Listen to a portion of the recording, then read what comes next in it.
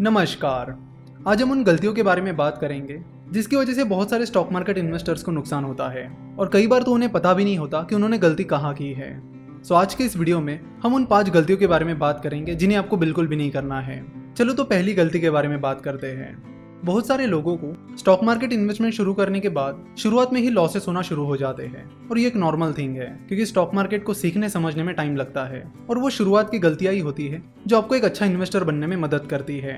तो शुरुआत में कुछ लॉसेस होने के बाद लोग ये सोचने लगते हैं कि गलती उनकी नहीं है, गलती तो मार्केट की है और फिर वो कहने लगते हैं कि स्टॉक मार्केट इन्वेस्टमेंट तो बस एक सट्टा बाजार है। तो यहाँ पर एक बात समझने की जरूरत है कि आपको स्टॉक मार्केट के जरिए कंपनी में इन्वेस्ट करना है, स्टॉक में नहीं।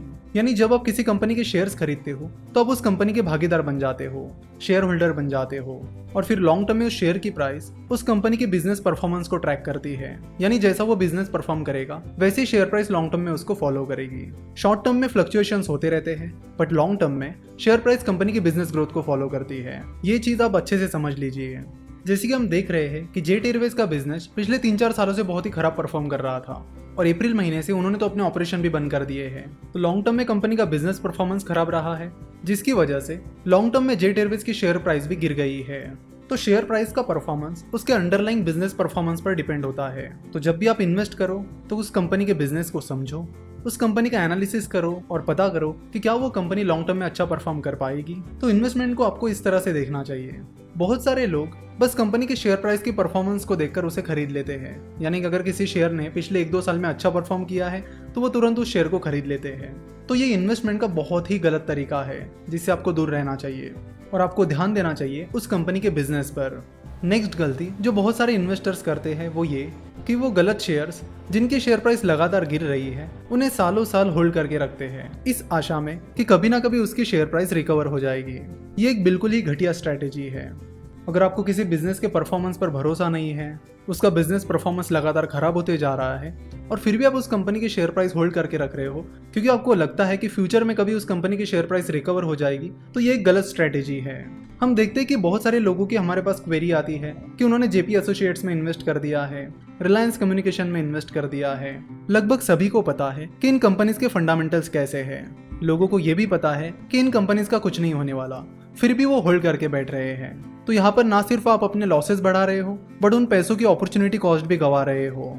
यानी आपको ये सोचना चाहिए कि अगर आप वो पैसा निकाल कर कहीं पर इन्वेस्ट करते हो तो उससे आपको कितने रिटर्न मिलेंगे और किस तरह से आप अच्छे रिटर्न्स कमा पाओगे। तो जो कंपनीज लगातार अच्छा परफॉर्म नहीं कर रही है उन्हें बस उनकी शेयर प्राइस की रिकवरी की आशा में होल्ड मत कीजिए। और साथ ही अगर आपने किसी अच्छे बिजनेस में इन्वेस्ट किया है तो उसके शेयर प्राइस बढ़ते ही उसे मत बेच दीजिए। पहली बात तो इन्वेस्ट ही तब कीजिए जब आपको लगता है कि कोई बिजनेस लॉन्ग टर्म में अच्छा परफॉर्म करेगा और फिर उसे लॉन्ग टर्म तक होल्ड कीजिए। अगली गलती जो स्पेशली बहुत सारे नए इन्वेस्टर्स करते हैं वो ये कि वो उन शेयर्स में इन्वेस्ट करते हैं जिनकी शेयर प्राइस यूजुअली 50 रुपए से कम होती है।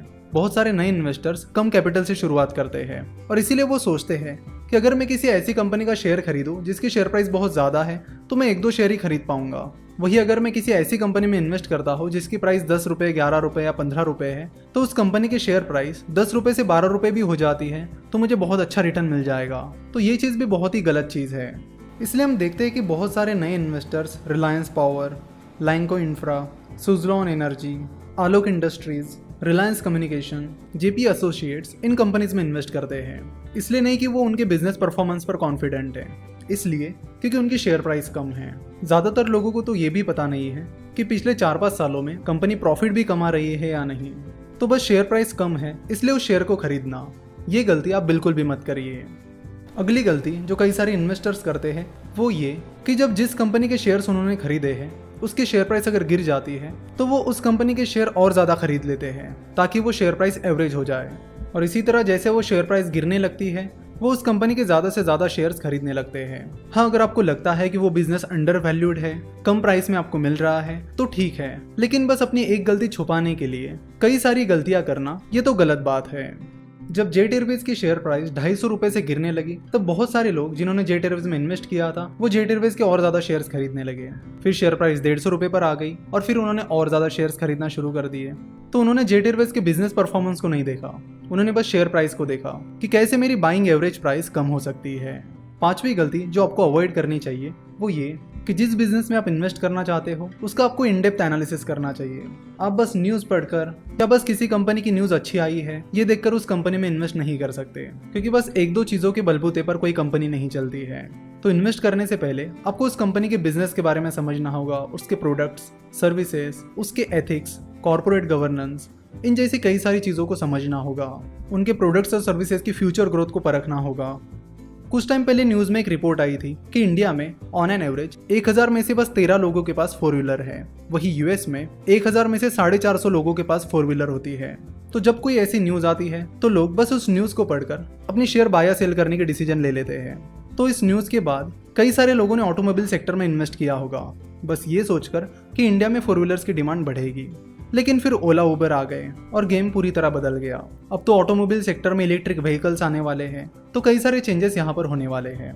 तो इन सारे चेंजेस को ट्रैक करना, परखना इन्वेस्टर्स के लिए पॉसिबल नहीं होता। इसलिए इन्वेस्टर ऐसी कंपनीज में इन्वेस्ट करना पसंद करते हैं जो चेंज को तुरंत एडॉप्ट कर लेती है, क्योंकि चीज़ें तो बदलती रहती है। इसलिए ये सही नहीं है कि आप बस उन चीज़ों को देखकर अपने शेयर बाय या सेल करें जो ऐसे चेंजेस के लिए हमेशा रेडी रहती है और इंडस्ट्री में चाहे कोई भी बदलाव या कोई भी प्रॉब्लम क्यों ना आ जाए वो उसे टैकल करने के लिए कैपेबल है। तो ये है वो 5 गलतियाँ जिन्हें आपको बिल्कुल भी नहीं करना चाहिए। देखो, जब आप स्टॉक मार्केट में इन्वेस्ट करना शुरू करते हो तो ऐसा बहुत ही कम बार होता है कि पहले दिन से आपको प्रॉफिट होना शुरू हो जाए। शुरुआत में हमें ज़्यादातर टाइम लॉसेस होते हैं क्योंकि हम नए होते हैं, हमारे लिए मार्केट नया होता है, हमारे लिए कंपनीज नई होती है, हम एनालिसिस पहली बार कर रहे होते हैं, तो गलतियां होती हैं। तो ज़रूरत है उन गलतियों से सीखने की और उस सीख की मदद से आगे चलकर अच्छे डिसीजंस लेने की। तो आशा करता हूँ आपको ये वीडियो पसंद आई होगी।